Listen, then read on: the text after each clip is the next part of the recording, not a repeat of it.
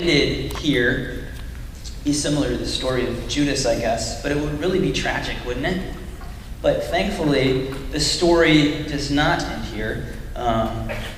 Jesus is crucified, and then he's raised on the third day, as we know. And then he comes back to the disciples, and he makes a special point to restore Peter. And when I was getting my master's in Monterey, California, I like to take my bike out on a road called 17 Mile Drive. And it's one of the most beautiful stretches of road that I've ever seen. It's right along the California coast there, and that's where Pebble Beach Golf Course, if you've seen that on TV. It's a beautiful, beautiful spot. So I noticed something kind of curious one time when I was riding my bike, and that is there were these like dilapidated shacks.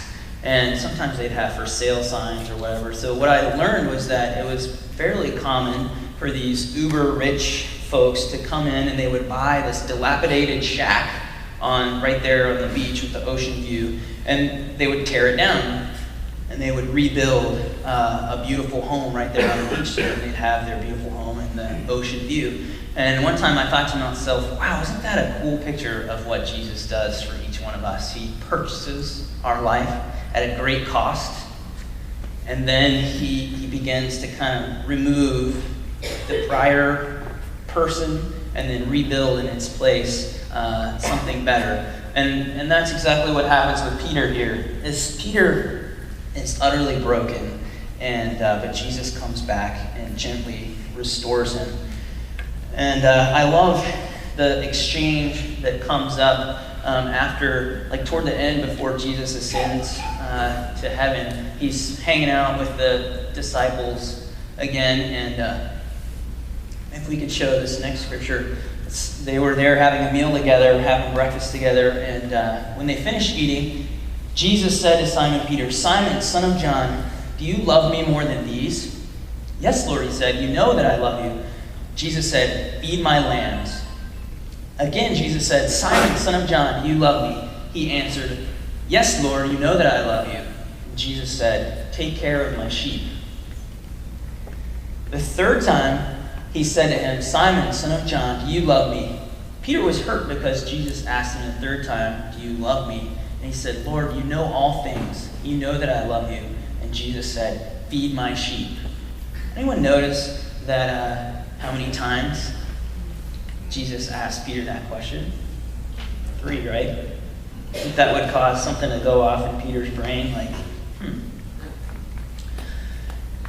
And Jesus says, "I tell you the truth, when you were younger, you dressed yourself and went where you wanted. But when you are old, you will stretch out your hands, and someone else will dress you and lead you where you do not want to go." And Jesus said this to indicate the kind of death by which Peter would glorify God. Then he said to him, "Follow me."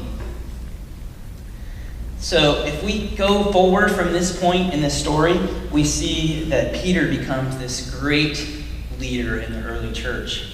He's for sure confident, but he's changed. He's concerned about the people he's leading much more than he's concerned about himself.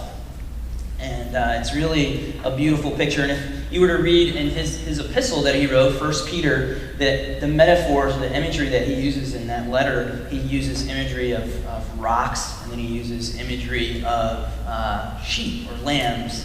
And it's evident that he got it. He got exactly what Jesus was saying to him. So going back to my early years in college and this tension that I felt, like, what is this? I can't be a humble fighter pilot. That's like an oxymoron.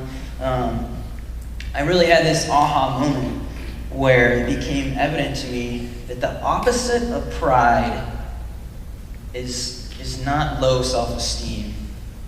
The opposite of pride is not becoming someone who, is kind of shy and sits in the corner and sucks his or her thumb. The opposite of pride is a properly placed confidence. Humility isn't thinking that you're no good. Humility is thinking of Jesus first and placing your confidence in Jesus.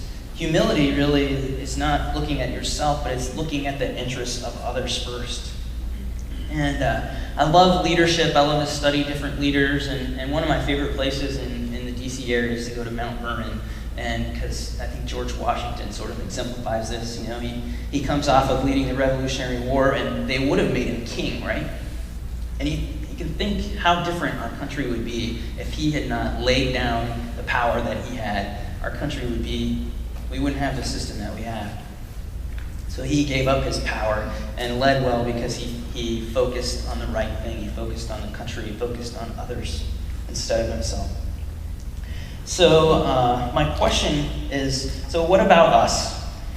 Are we living as proud people with the focus on our own lives and the focus on what we can become or what we can accomplish? Or are we focused on Jesus? And maybe to help drive this point home just a little bit, there's a lady that I have a lot of respect for. Her name is Nancy Lee DeMoss, and she came up with this list that really hits me all the time. So I'm just going to read you a few things off this list that compares proud people versus broken people. Proud people have a critical, fault-finding spirit. They look at everyone else's faults with a microscope, but their own with a telescope. Broken people are compassionate. They can forgive much because they know how much they've been forgiven. Proud people have an independent, self-sufficient spirit.